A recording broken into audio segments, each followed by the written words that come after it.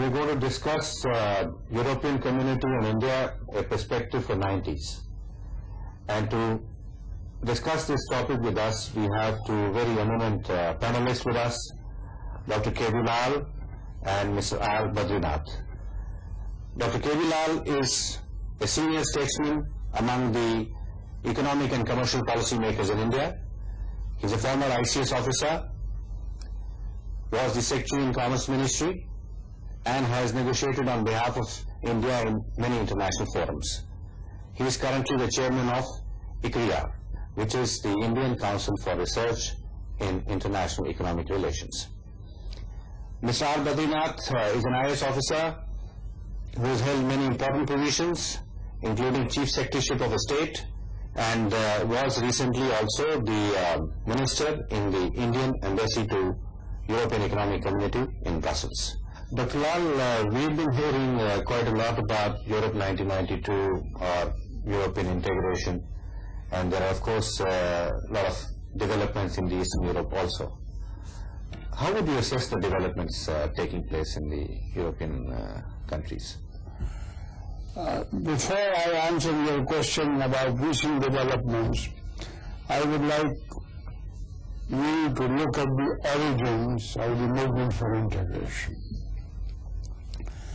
The origins for this movement lie in the desire, in the wake of the Second World War, the immense destruction it had caused, the desire of feudal nations in Europe to find ways of living together without going to war again. At the same time, because of national animosities, they found it impossible to think in terms of a political union or a federation of European states. So they chose what they described as the economic route to political union. The economic route meant that the markets of 6 European member states merged into a common market. They developed a 10-year plan for this merger.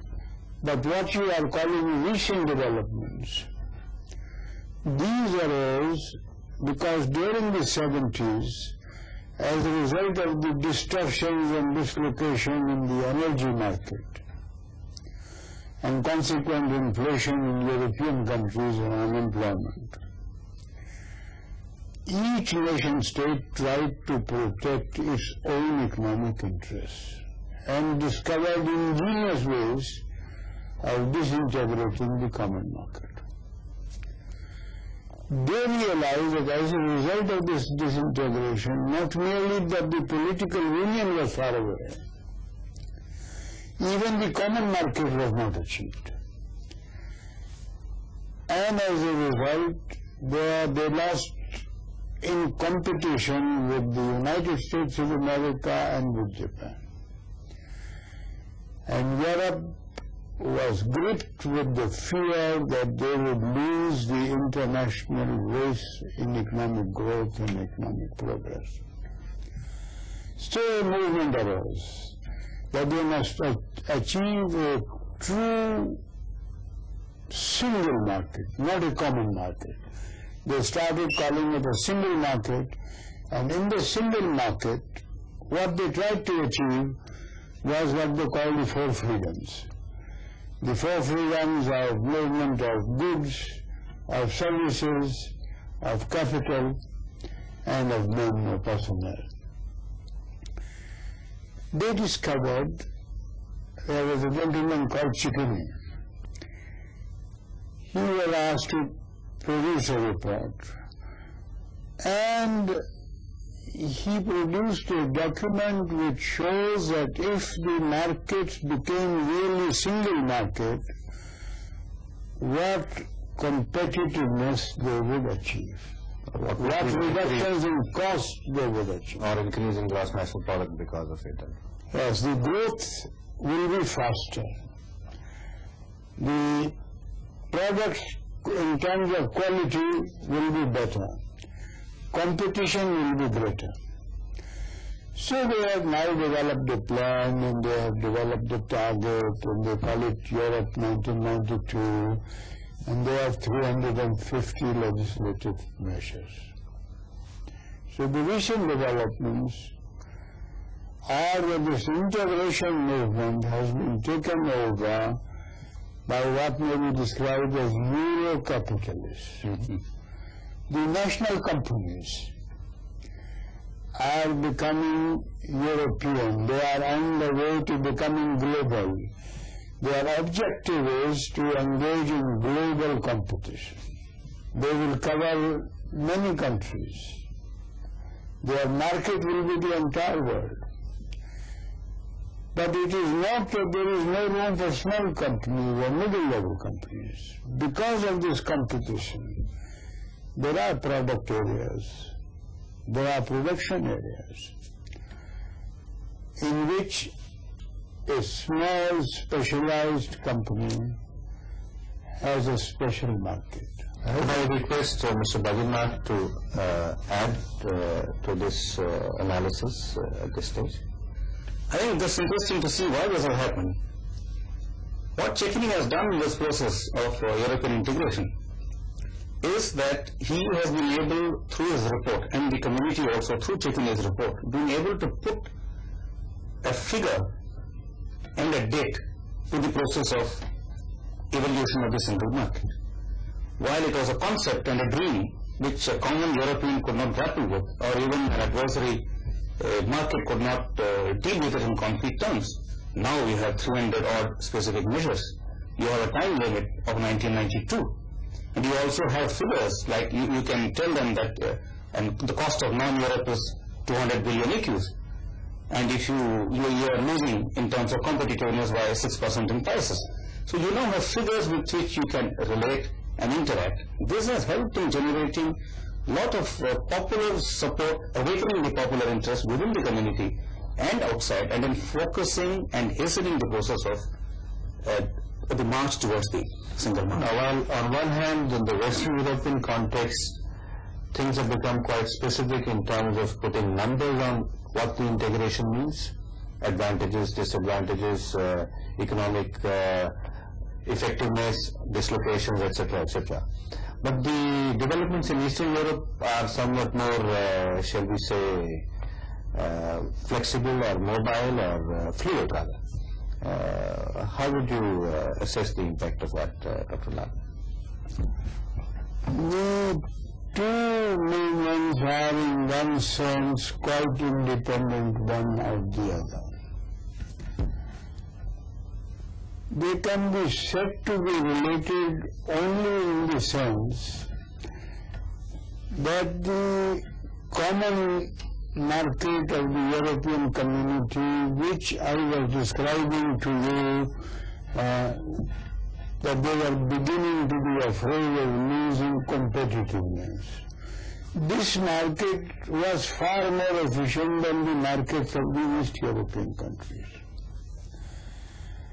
Whereas in terms of communications, even though travel was not free, through newspapers, through books, through travel of students, and above all through TV, they could see what was happening in the European economic community.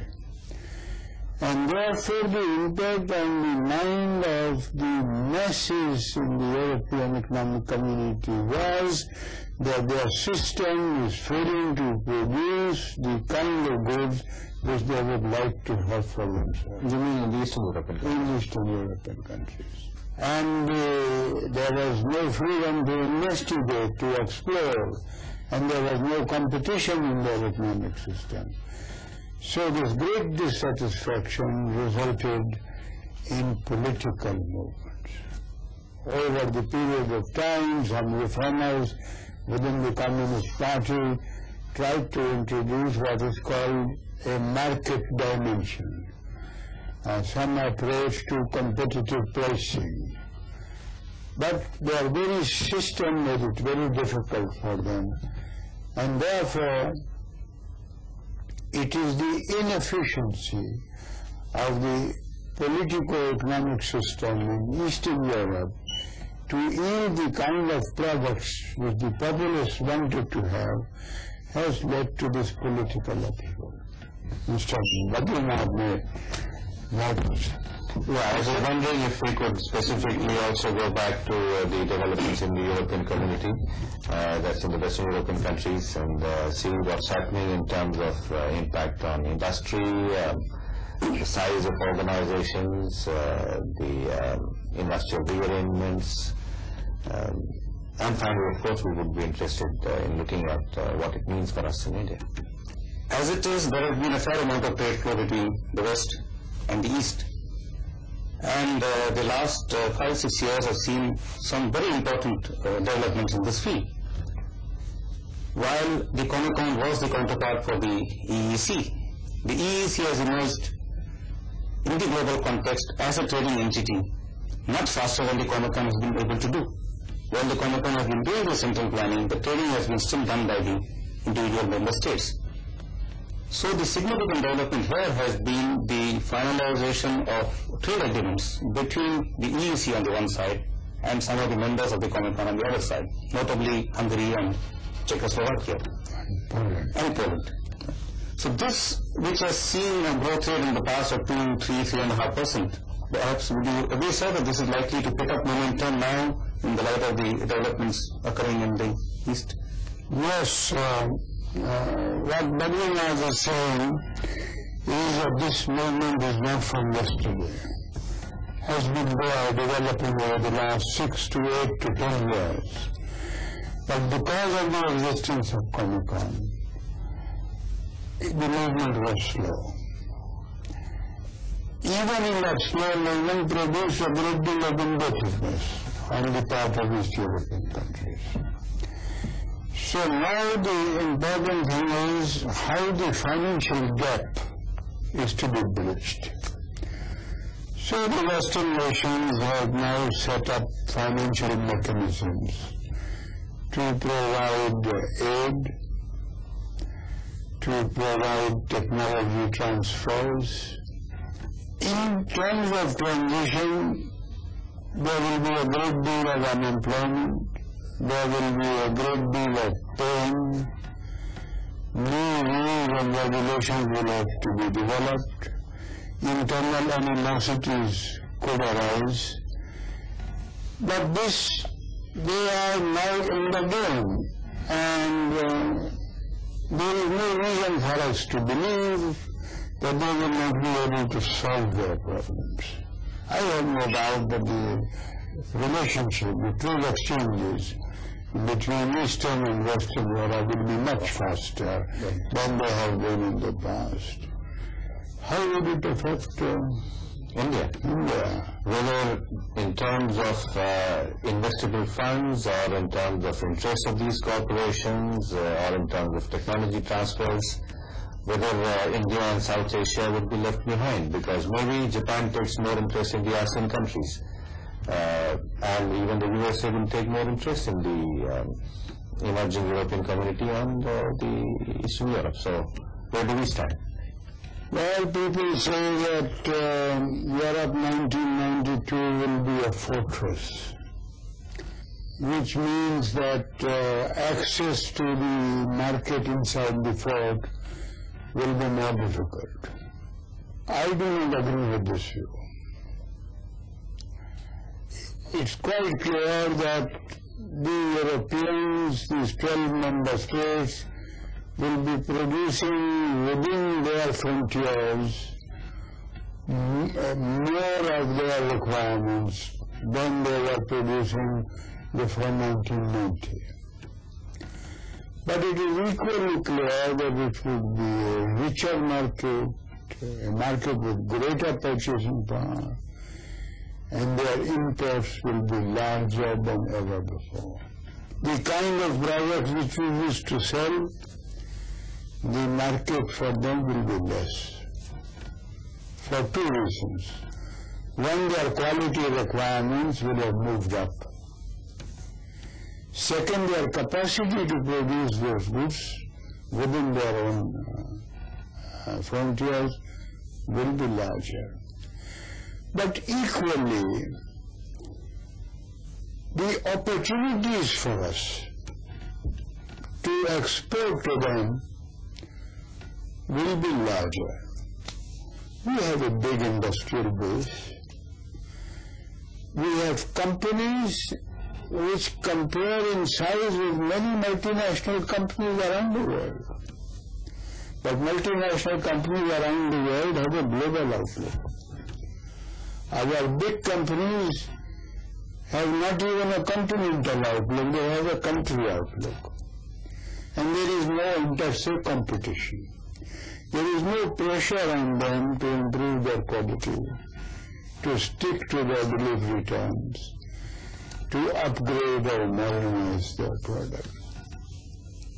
My answer to your question, therefore, is that unless our corporate sector develops a global outlook, and in developing this global outlook, develops strategic alliances with the European corporate sector, and tries to arrive at a division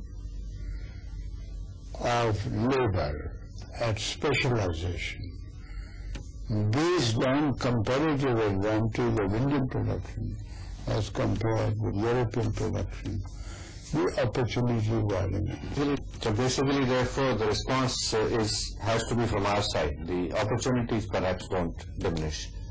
I was wondering if Mr. Badrinath, with your direct experience of negotiating multiple fiber agreement and so on with the EC, we could assess the impact on our traditional exports, like say ready-made garments or fabrics. Or I fully share Dr. Lal's enthusiasm and optimism, and it is up to us to exploit it to the degree possible. But on the traditional side, I have a slightly different perception. That is, when Europe gets integrated and they effect economies of scale, they expect to bring down the prices by about 6% across the board. The question is this reduction in price of 6% going to affect us?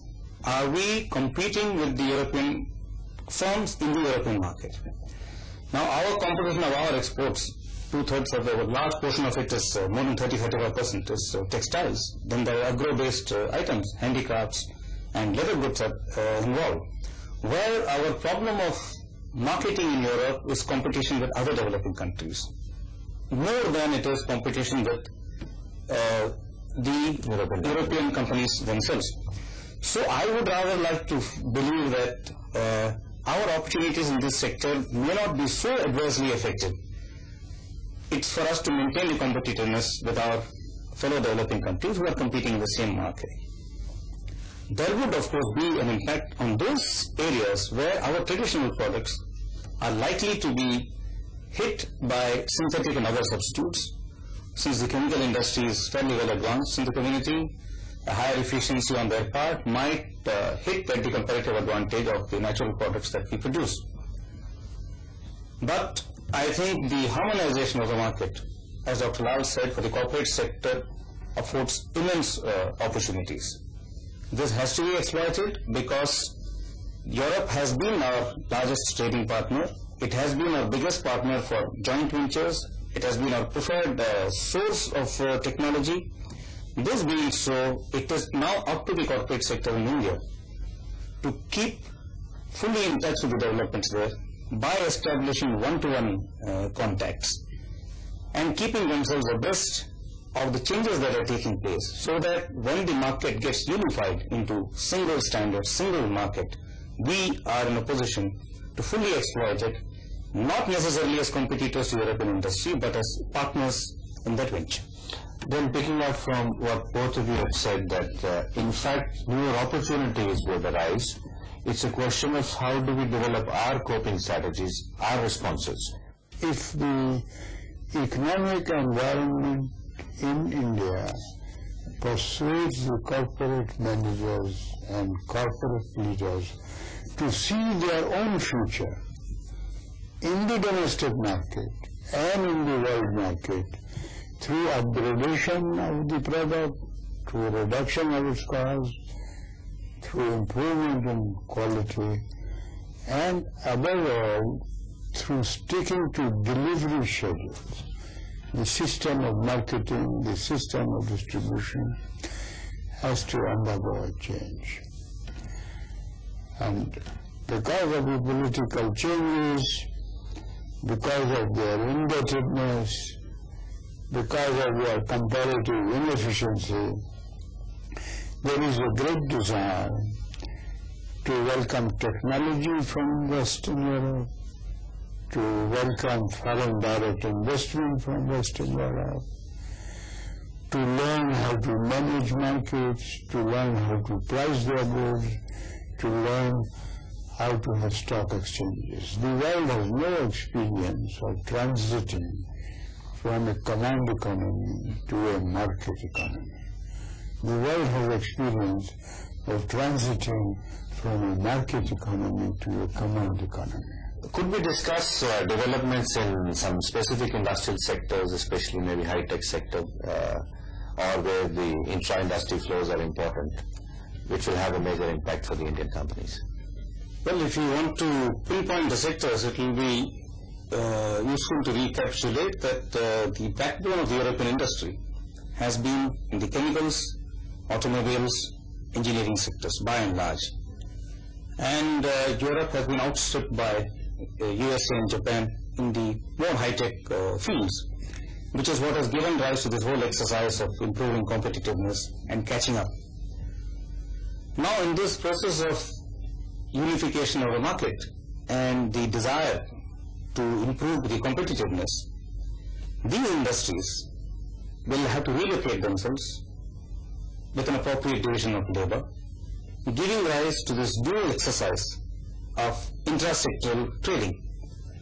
It would now be left to the reorganized conglomerates of the individual industrial sectors to procure the most price-effective components they can and subparts that they can for their ultimate production. From anywhere outside From anywhere outside Europe. So far they have been trying it as in outward processing zones in East Europe. They have tried it in odd cases in China, in odd cases in the ASEAN region. But now the need to compete within the community with their finished product will send them out looking far wider for possible partners who will supply them, who will have these arrangements for the subparts. And do we have opportunities there? We have tremendous opportunities in that field. In fact, those who have gone and tried in the past have done very well, and it is now left to the initiative of the sector again to seize this opportunity and make the most of it. Second factor which I think is very important relates to technical standards. Of the 300 odd measures that the community is adopting in dismantling barriers, 1/3 are technical barriers which are going to be removed. And the specifications are going to be an important part of this. This would really make the market truly single so far as our engineering industry is concerned, and any sophisticated electronic item is concerned. Therefore, this is the time to keep abreast of the process of evolution of uniform standards and to update our own product designs and specifications to match that particular standard.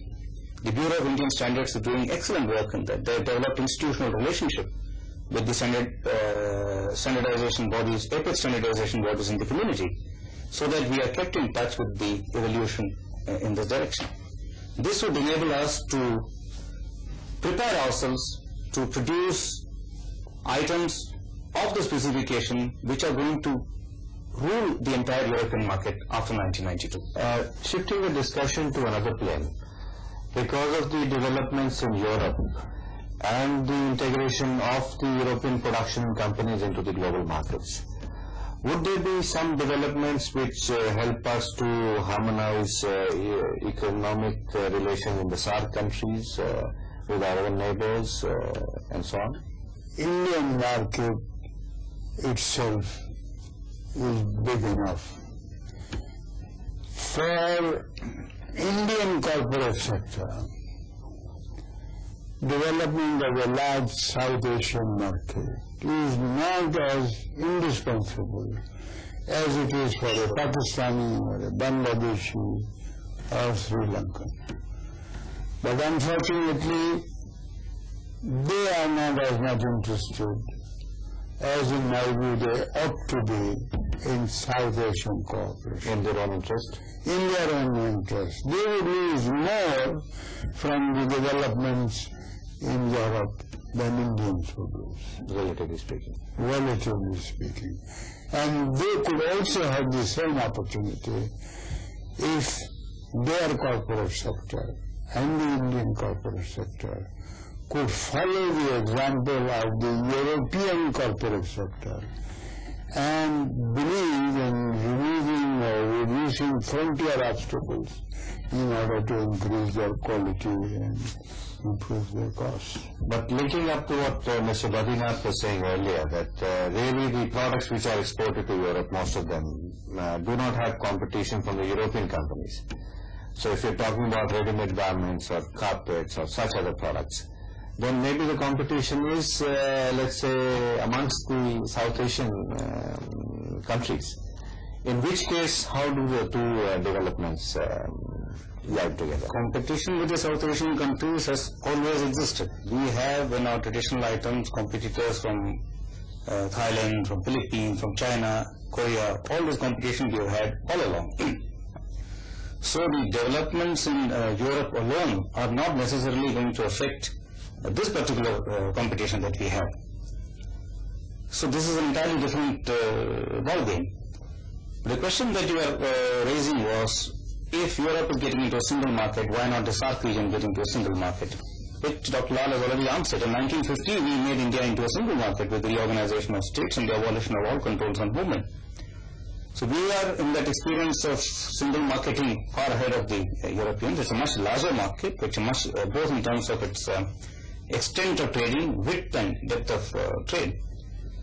The one other factor perhaps, Dr. Lal, I would like to sound you. Some of the members of the SAARC countries have a certain special status in terms of trading partners with the EEC. Perhaps if they were to enter into a SAARC kind of an arrangement as a trading unit, they would be apprehensive of losing these. Would you say this would deter them from moving towards this kind of an objective? The important role of regional cooperation in SAARC is the same as the role for regional cooperation in Europe. If the markets become freer and bigger, and if the competition is keener, then the competitors will be more efficient. And if you can compete within South Asia, you can compete in the world. Specifically for the corporation, therefore, what their response ought to be in the next 5 to 10 years? The response should be they must look at their product. And they must engage themselves in a detailed discussion with their counterparts in Europe, in the trading side and the industrial side, and arrive at a judgment what is going to happen to that product and to its role in the European market.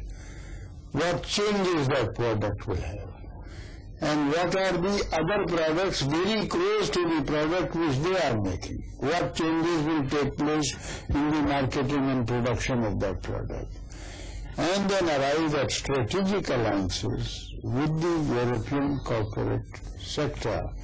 This Indian Council for Research on International Economic Relations, to which you referred, has recently launched a project, the aim of which is to develop what we call corporate synergy between the corporate sector of India and the corporate sector of the European Economic Community.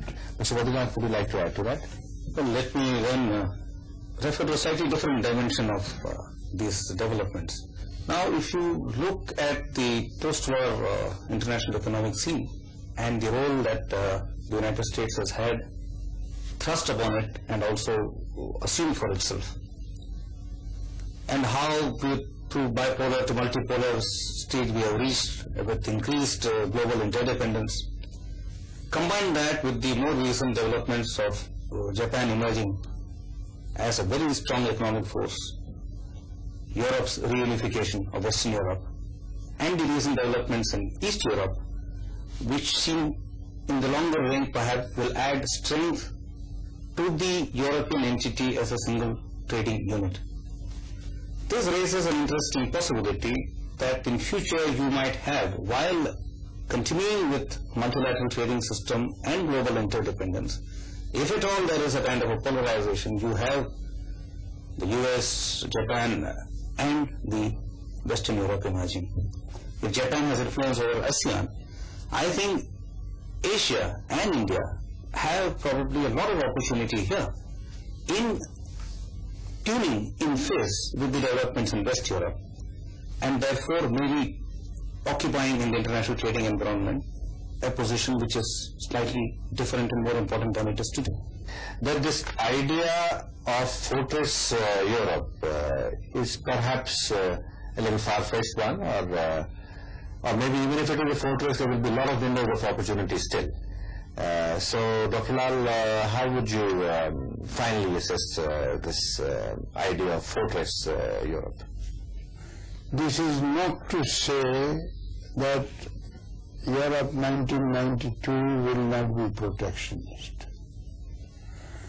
But this is to say, outside the area of their protectionism, there will be a vast range of products which we are capable of manufacturing, for which we have comparative advantages. But we do not have an environment in which we feel ourselves obliged to develop that capability. And my apprehension is that in the traditional area, which gave us the wherewithal over the 80s, that area will shrink, and that shrink faster if we do not develop the quality in that area. And it is therefore important that we must widen the base of our production. Well, thank you very much. It has been a very useful discussion. Thank you, Mr. Lal.